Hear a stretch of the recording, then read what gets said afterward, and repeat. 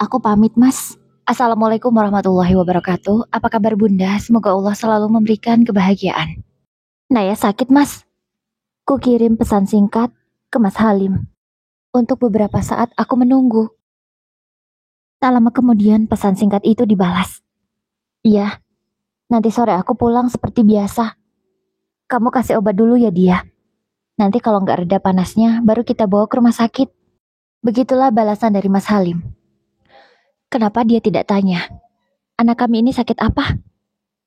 Tapi dengan mudahnya dia bilang begitu. Jadi dia pikir Naya sakit panas biasa. Padahal saat ini Naya sedang mengeluh sakit perut. Aku sudah memberinya obat. Sudah kuurut pelan juga menggunakan minyak kayu putih. Tidak kupijit kuat-kuat. Hanya kuulus-ulus saja. Supaya sakitnya sedikit meredah. Tapi ternyata tidak juga. Kenapa Naya? Tanya mertuaku yang tiba-tiba masuk kamar. Gak tahu Bu. Dia ngeluh perutnya sakit. Kurasa sih dia salah makan. Mungkin di pautnya tadi dia jajan sembarangan. Padahal sudah kuperingati Bu. Tapi mungkin, Naya, kamu tuh gimana sih? Jadi ibu gak becus banget. Sudah kubilang kan, ditungguin aja, jangan ditinggal pulang. Ini malah ditinggal pulang, gini kan jadinya. Kamu itu lalai. Ucap ibu dengan marah. Bukan gitu Bu. Tapi kan aku pulang. Udah gak usah ngejawab terus. Kamu itu kalau dibilangin selalu aja ngejawab. Mau jadi menantu pembangkang. Bentak ibu sambil memelototkan matanya. Seketika aku langsung terdiam. Percuma berdebat dengan orang tua satu ini. Aku tak akan pernah menang. Ibu, Naya mau dibawa kemana?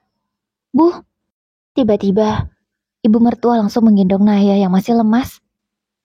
Bu, aku terus mengejarnya, berusaha menghentikan ibu. Namun, langkahnya lebih cepat daripada langkahku. Aku yang sedang hamil tua ini tak mampu mengejarnya. Bu mau dibawa kemana Naya, Bu? Ibu berjalan semakin cepat. Dan sekarang, ia sudah naik di atas motor. Dan dengan cepat, adik iparku, Lita, melajukan motor itu dengan kecepatan sedang. Bu, mau kemana, Bu? Aku berusaha berteriak sekuat mungkin.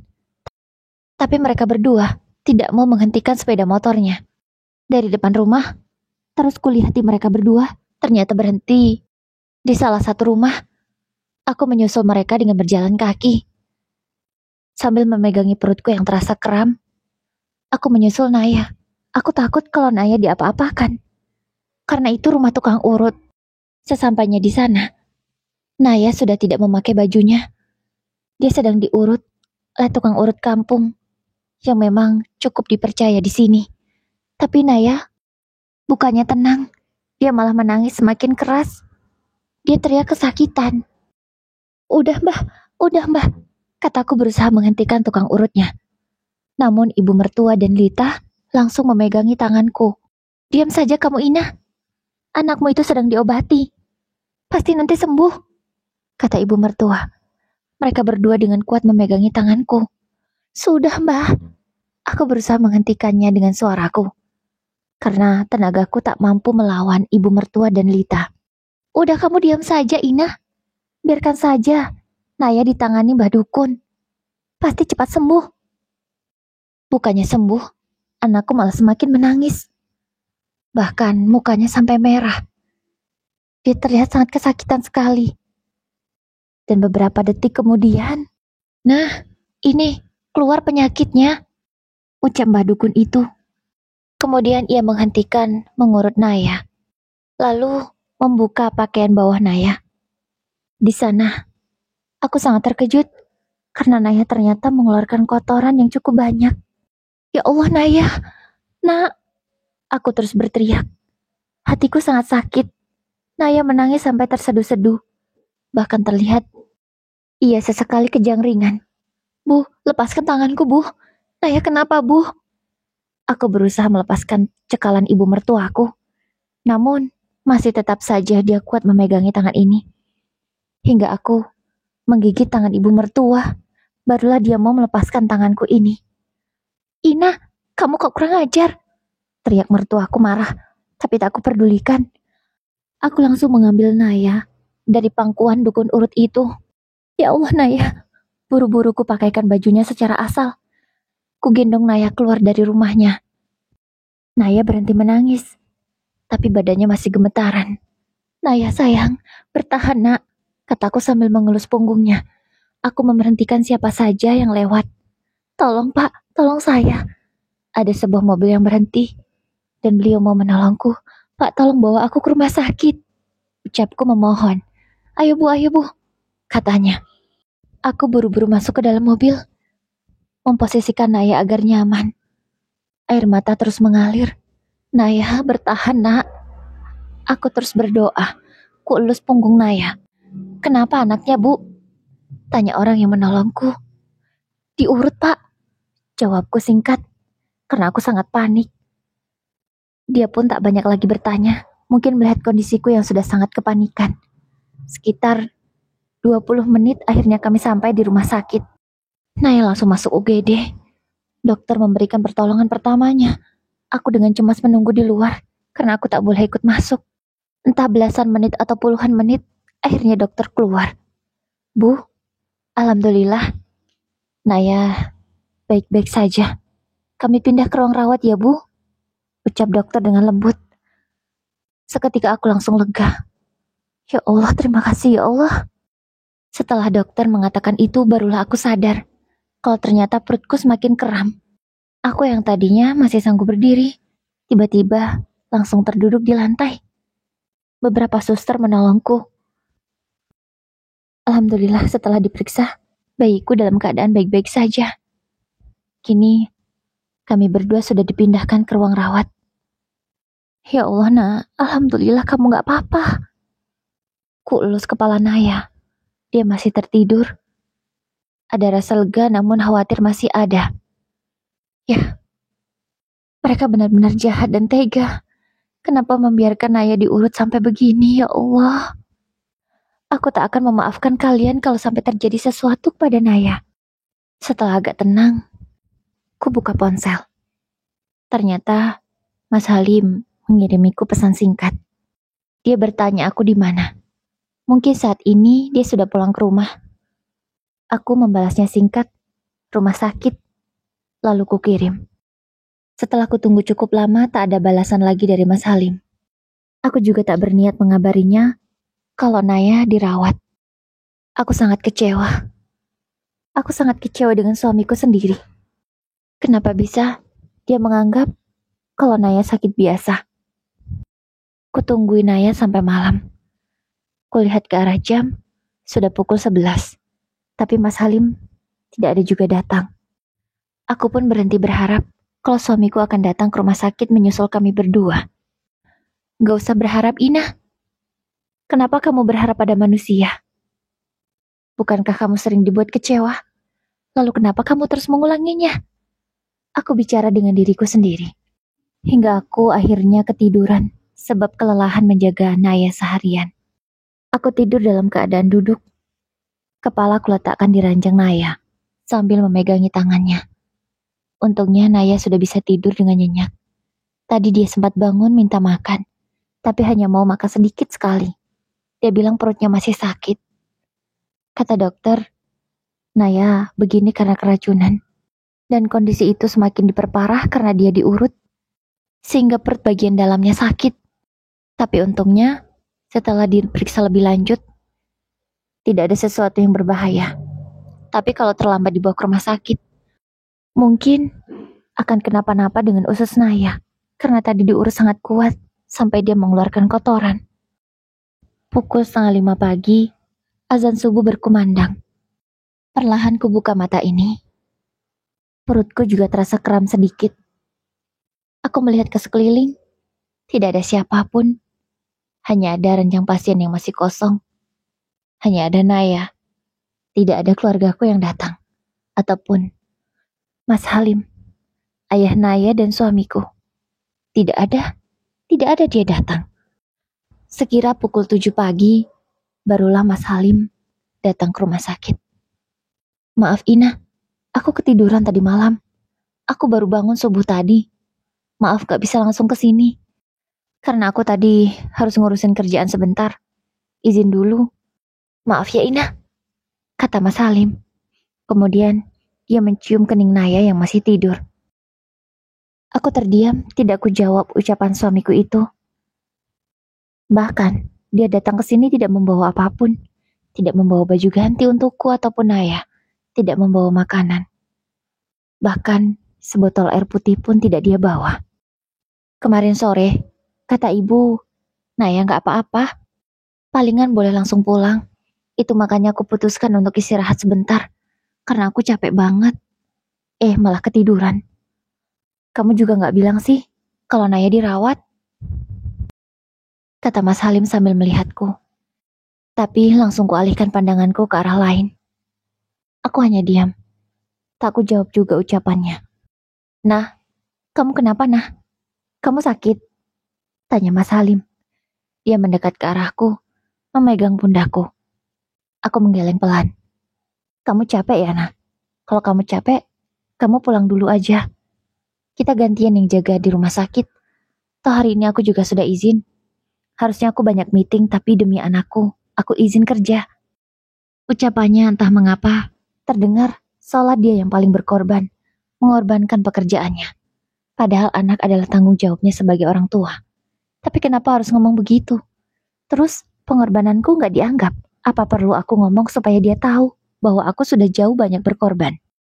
Nah, kok kamu diam saja, Nah? Mas Halim menggoyangkan pundakku. Aku capek, Mas. Aku nggak mau pulang. Aku mau di sini. Aku mau jagain Naya. Aku nggak percaya sama siapapun. Kataku tegas, namun dengan suara yang pelan. Maksudmu apa, Nah? Naya anakku. Kamu nggak percaya sama aku? Aku bisa kok jagain Naya. Udah, kalau kamu capek istirahat di rumah, kita gantian. Mas Halim mengatakannya dengan nada yang cukup tinggi. Aku nggak percaya sama siapapun.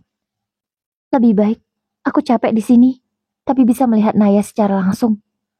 Daripada aku di rumah, aku akan lebih capek. Karena pasti belum ada yang beresin rumah kan? Belum ada yang masak, belum ada yang cuci baju. Karena aku di sini. Kalau aku di rumah, pasti aku yang akan melakukan semua itu. Dengan perutku yang besar, dengan badanku yang kelelahan. Tapi percuma ya aku ngomong. Kamu kan gak akan paham. Kalau selama ini aku capek. Keluapkan isi hatiku. Walau sebenarnya aku tak pernah mengatakan ini sebelumnya. Tapi kali ini, aku tak bisa diam lagi. Ya, selama menikah dengan Mas Halim, selama 7 tahun ini, aku yang membereskan rumah. Kalau bukan aku, tidak akan pernah rumah itu bersih. Kalau aku sakit, rumah akan dibiarkan kotor. Dan kalau aku sudah sembuh, barulah aku yang akan membereskan semuanya. Jika aku sakit 3 hari, maka 3 hari itulah rumah tidak ada yang membereskan sama sekali. Piring kotor sudah menumpuk, lantai sangat berpasir, debu di mana-mana. Daun kering di halaman sudah sangat banyak, seperti rumah yang tidak ada penghuninya. Iya, seperti itulah aku setiap hari di rumah suamiku. Aku pernah mengadu pada Mas Halim, tapi apa jawabannya? Gak apa-apa lah, Nah, hitung-hitung bantuin ibu. Apa itu yang namanya bantuin? Kalau bantuin mungkin hanya separuh atau seperempatnya. Tapi ini semua. Padahal di rumah itu ada anak gadis yang bukan anak kecil lagi. Umurnya sudah 20 tahun. Dia tidak kuliah, tidak juga kerja. Di rumah kerjaannya hanya di kamar main HP, makan tidur, main. Itu saja kerjanya. Tidak pernah mau membantu pekerjaan rumah. Bahkan, dia tidak peka melihatku yang kesusahan dengan perut yang besar. Kalau aku mengeluh pada Mas Halim, jawabannya, sabar ya. Hitung-hitung ringankan beban ibu.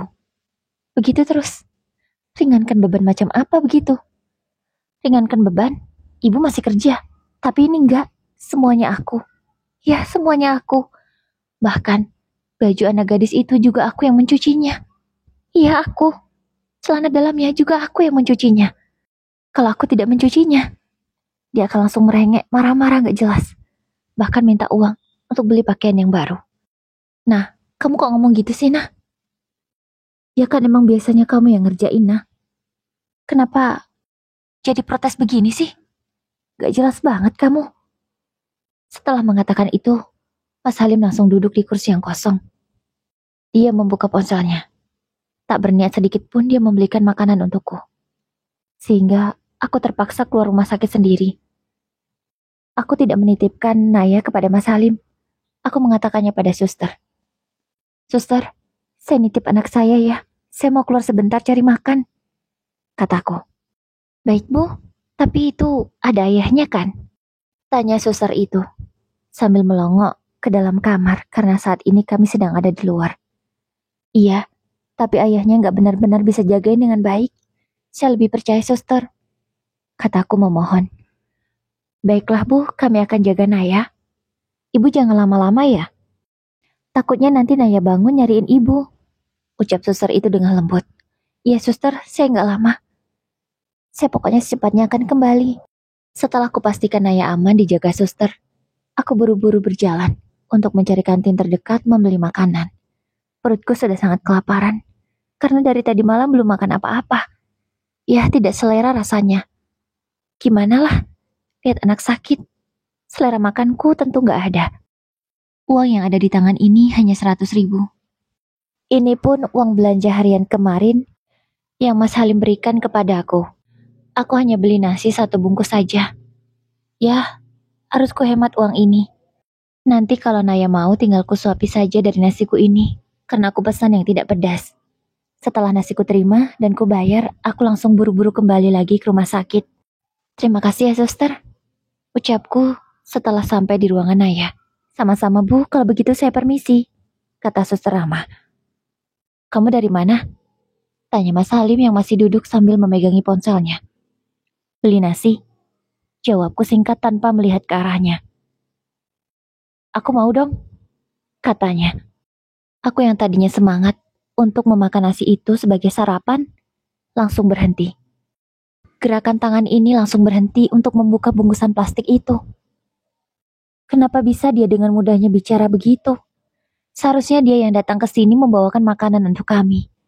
Bukannya malah meminta makanan yang aku beli. Tak kuhiraukan dia. Aku lanjut membuka nasi itu. Kumakan seorang diri tanpa menawari Mas Halim. Tak lama kemudian Naya terbangun. Mama, aku lapar, kata Naya. Ya sayang, kebetulan Mama sudah beli makanan. Tapi baru mau aku suapin Naya, tiba-tiba makanan dari rumah sakit datang. Ini bu untuk sarapan pagi Naya, kata suster dengan lembut dan ramah. Oh iya suster, terima kasih. Mama, tapi Naya mau itu. Naya menunjuk nasi yang sudah ada di sendok. Aku melihat ke arah suster. Boleh bu, yang penting tidak pedas. Kata suster itu seolah mengerti bahwa aku bertanya bolehkah tidak nasi ini dimakan oleh Naya. Akhirnya aku suapi 1 suapan untuk Naya dari nasi yang aku punya. Setelahnya, ku tinggal nasiku. Lanjut aku suapi Naya dengan makanan dari rumah sakit. Dihabisin ya nak, biar cepat sembuh. Kamu mau cepat pulang kan? Biar bisa main lagi. Kataku sambil menyuapi Naya. Iya mah, Naya mau cepat pulang. Makasih ya mah sudah rawat Naya. Tiba-tiba Naya mengucapkan terima kasih. Air mataku tentu langsung menetes. Bagaimana bisa di saat begini dia mengucapkan terima kasih? Ayahnya saja gak pernah ngomong terima kasih ke aku. Ku peluk Naya erat, ku ciumi keningnya berkali-kali. Makasih ya sayang, kamu sudah jadi anak yang baik. Naya mengangguk kemudian menghapus air mataku. Maafin Naya ya mah. Kemarin Naya ngeyel. Naya makan makanan punya teman. Gak taunya makanan itu kadaluarsa. Setelah dilihat oleh Bu Guru Naya. Setelah Bu Guru bilang kalau makanan itu udah kadaluarsa, Naya minum air putih banyak-banyak mah. Dan waktu itu gak apa-apa, Naya gak ngerasain sakit. Terus pas pulang ke sekolah, gak lama kemudian tiba-tiba perut Naya sakit. Maafin Naya ya mah, Naya ngeyel. Ucap Naya sambil menjewer telinganya. Ya, aku memang kebiasaan. Kalau aku bersalah, ku jewer telingaku sendiri. Tapi pura-pura begitu. Dan alhasil Naya juga mengikuti gayaku ketika melakukan kesalahan. Buru-buru, ku ambil tangan itu agar tidak menjewer telinganya lagi. Udah sayang. Lain kali jangan diulang ya, Mama sudah maafin. Ucapku lembut. Makasih ya, Ma. Lagi-lagi Naya mengucapkan terima kasih. Akhirnya makanan itu habis. Alhamdulillah aku lega. Naya bisa makan banyak. Mas Halim hanya memperhatikan kami berdua. Sama sekali aku tidak menoleh ke arahnya. Bahkan sedari tadi, Naya Mungkin tidak sadar kalau ada ayahnya di sini. Barulah setelah makanan habis, dia melihat ke sekeliling dan menyadari kalau ada ayahnya. Ayah, panggil Naya. Iya sayang, Mas Halim barulah mendekat ke arah Naya. Gimana? Apa masih sakit perutnya? Tanya Mas Halim ke Naya. Sedikit ya. Ya, aku gak mau ketemu nenek sama tante. Naya takut, kata Naya. Dengan ekspresinya yang tadinya sedikit ceria, kini jadi murung. Takut kenapa sayang? Nenek sama tante kan baik. Mau cariin obat untuk Naya kemarin. Makanya Naya diurut, biar badannya gak bekel-bekel. Gimana? Udah baikan kan? Tanya Mas Halim. Mas Halim mengingatkan soal urutan itu. Seketika Naya langsung menangis. Naya takut ya. Naya gak mau. Katanya dengan berteriak. Udah mas, jangan ditanyain dulu. Jangan dibahas soal itu. Bentakku. Buru-buru kupeluk Naya, ku tangan dia. Beberapa saat, Naya berhenti menangis. Sudah ya sayang? Enggak, kamu gak akan ketemu nenek sama tante dulu. Jangan takut ya. Tapi, baru selesai Naya menangis, tiba-tiba ada yang datang. Dan ternyata itu ibu mertua dan adik iparku. Naya langsung menangis lagi dengan sangat keras, bahkan lebih keras dari sebelumnya. Naya takut, Ma, katanya sambil memegangi bajuku dengan sangat kuat. Bahkan ditarik juga baju itu. Sampai lengan ini melorot. Bu, aku mohon. Ibu sama Lita keluar aja. Jangan kesini. Kuusir mereka berdua. Ya, aku teringat lagi dengan kejadian kemarin yang sangat membuatku trauma. Begitu juga dengan Naya. Bahkan saking takutnya Naya, infusnya sampai mengeluarkan cairan merah. Buru-buru ku panggil suster untuk membenarkan infus Naya. Suster, tolong suster. Suster pun segera datang. Infus Naya segera dibenahi. Bu, tolong jangan terlalu ramai ya. Sepertinya Naya ketakutan. Mohon sekiranya yang membuat Naya takut untuk tidak ditanyakan dulu ya, kata suster itu, menjelaskan kepada kami semua. Sampai sekarang Naya masih menangis. Aku hanya bisa memeluknya, mengelus punggungnya, menciumi keningnya, agar Naya bisa tenang. Udah nak, udah, nenek udah pergi, ucapku, karena sekarang Mas Halim, Lita dan ibu mertua sudah keluar dari ruangan ini. Aku tak mau meninggalkan Naya di sini. Tanpa ada aku tak percaya lagi dengan mereka semua. Mereka terlalu jahat. Bahkan melihat ibu saja Naya sangat ketakutan. Setelah kutunggu beberapa jam, ketiganya tidak kembali. Begitu juga dengan Mas Halim. Iya, aku tidak tahu dia kemana. Apa keputusan ini harus aku ambil sekarang? Aku sudah gak kuat. Aku gak tahan lagi. Anakku yang pertama saja begini, gimana nanti anakku yang kedua? Apalagi kalau aku habis lahiran. Naya nanti akan sama siapa yang jagain dia? Ya Allah. Naya bisa masuk rumah sakit gini karena aku meninggalkannya di PAUD. Tidak aku tunggui.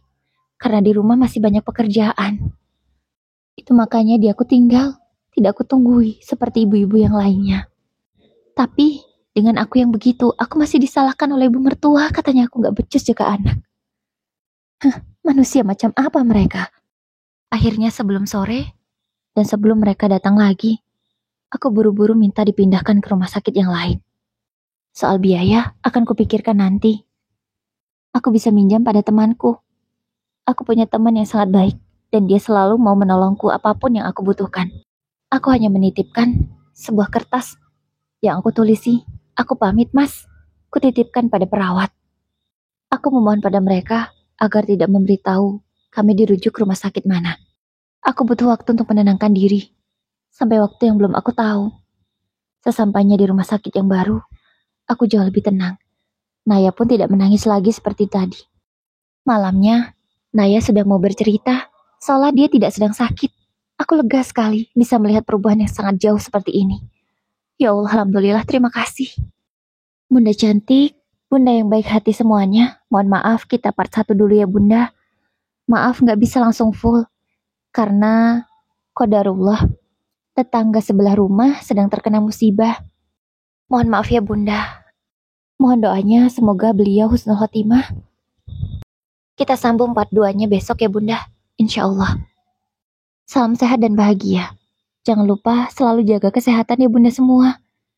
Karena kesehatan itu sangat penting.